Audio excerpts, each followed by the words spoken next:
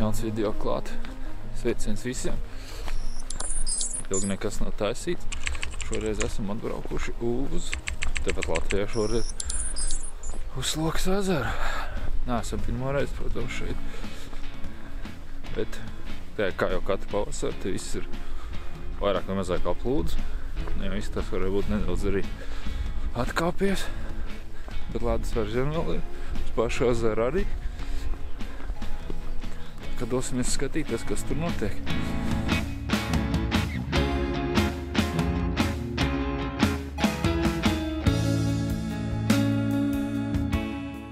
Kopā ar manai zirni ir man uzticamā Sony A58 ar Sigmas 10 līdz 20 mm objektīvu. Skatīsimies, ko mēs te varam interesanti nobildēt šodien. Un ne tikai, arī pēlpot svaiga gaisa.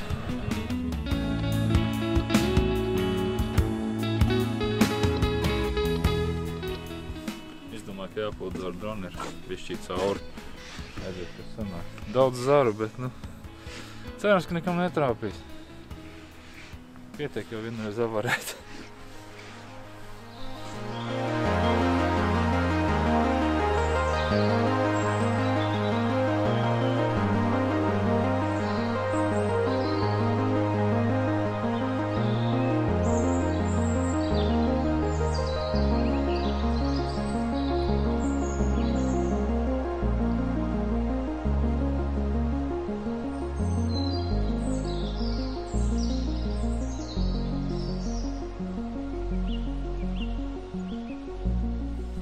Ko izstāst, ka atstāt gumijnieks tur nebija prātīgi un man ir pilnīgi slapš kājas.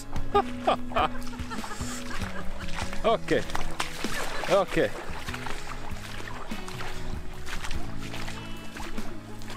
Man ir pilnīgi slapš kājas. Tā kā pilnīgi. Jā.